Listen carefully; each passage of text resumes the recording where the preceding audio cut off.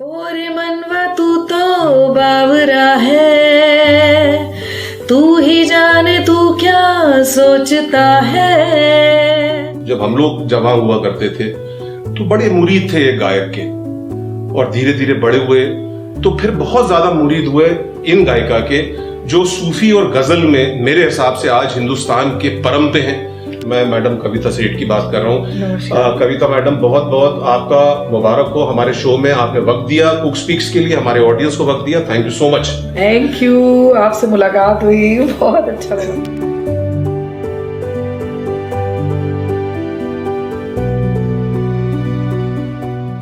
आपको मेरा एक सौभाग्य रहा, आपके दोनों बेटों के साथ मैंने टॉक शो किया कुक स्पीक्स में, कविश के साथ भी किया।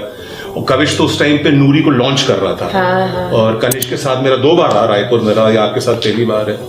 You lost your husband at a very young age. Yeah. Of course, if you don't mind, I can ask you an emotional question. How did you overcome that? Number 1. और इतनी छोटी उम्र में अपने पति को लूज करके आपने क्या लाजवाब परवरिश दी अपने परिवार को। मैं वाकई में तारीफ काबिल है, आपकी खुद की तारीफ काबिल है कि आपके चेहरे पे ना तो मैंने कोई इंटरव्यू में कोई दुखद घटना सुनी या आप रोया गाया, कुछ नहीं। You overcame life beautiful and your husband died because of pancreatitis, if I am not wrong, and it is a sudden death, painful death. हाँ, कनिष्क वाज टेलिंग मी। आपने उस चीज को कैसे इतना ब्यूटीफुली ओवर किया? उनके ये तो मैं अपने लिए नहीं, हमारे यहाँ तो इतने लोग रोते हैं, छोटी सी घटना हो जाती है तो रोते हैं। आपने इतनी बड़ी घटना झेली, अपने दोनों बच्चों को इतना ऊपर किरदार, इतना बड़ा एक प्लेटफॉर्म पे ले गए और 2 अवार्ड्स जीते। क्रेडिबल है sir. How did you do it? A word for guidance to all of us. मतलब वही मुझे लगता है, जुनून जो होता है वही कराता है। जैसे जिस वक्त मिस्टर सेठ की डेथ अनाउंस की डॉक्टर ने 15 दिसंबर को, जस्ट कविश उस टाइम मेरे साथ हॉस्पिटल में था।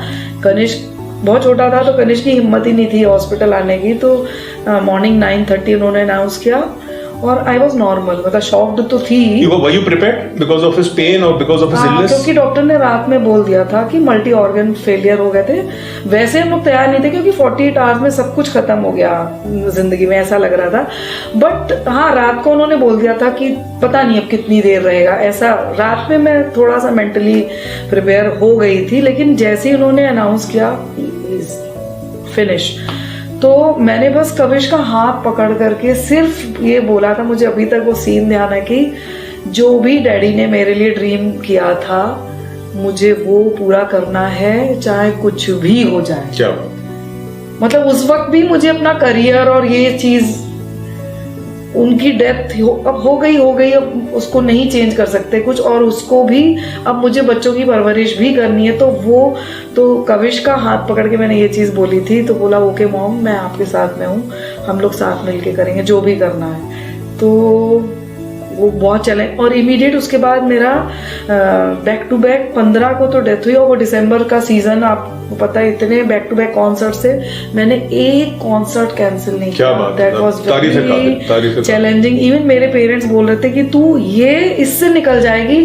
फिर तुझे पीछे मुड़ के कभी देखना नहीं पड़ेगा। तो 15 को डेथ हुई, 25 तारीख को 10वें दिन मेरा पहला कॉन्सर्ट था, किसी का 50th बर्थडे अहमदाबाद में। मैंने कोई शो कैंसिल नहीं किया, पटना में शो था, एक शो कैंसिल नहीं किया, बैक टू बैक मैं देती।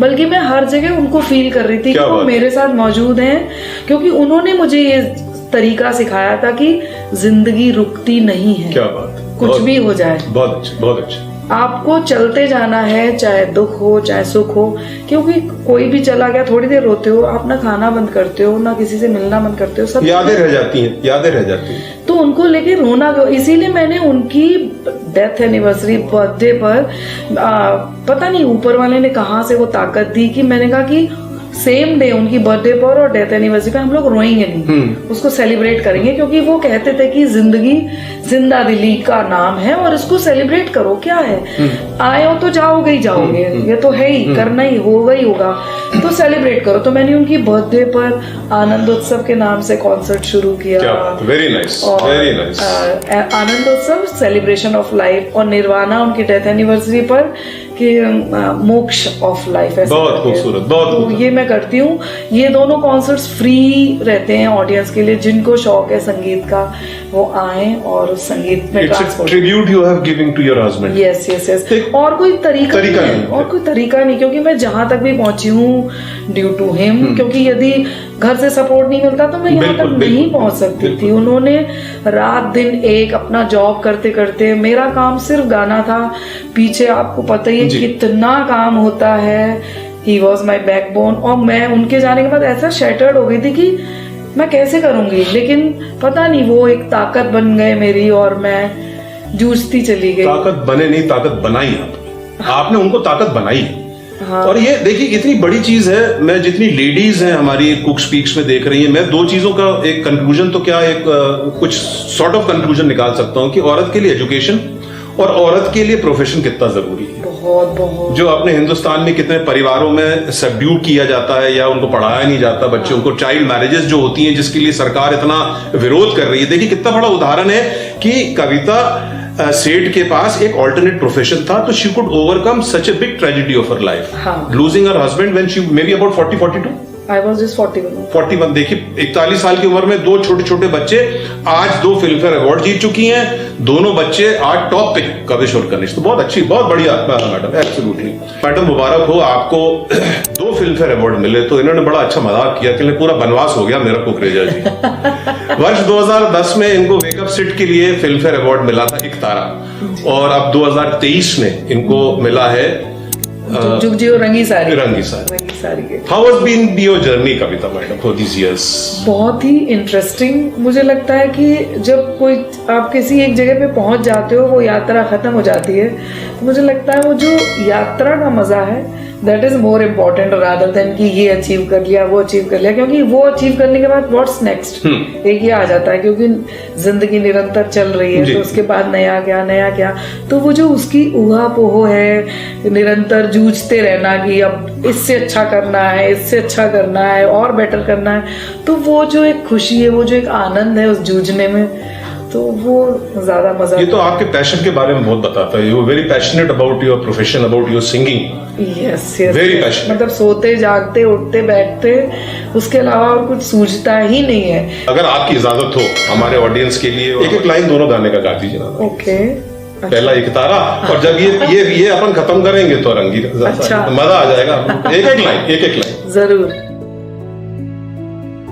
ओरे मनवा तू तो बावरा है, तू ही जाने तू क्या सोचता है, तू ही जाने तू क्या सोचता है बावरे, क्यों दिखाए सपने तू सोते जागते, रंगी सारी गुलाबी चुनरिया रे, मोहे मारे नजरिया सवरिया रे।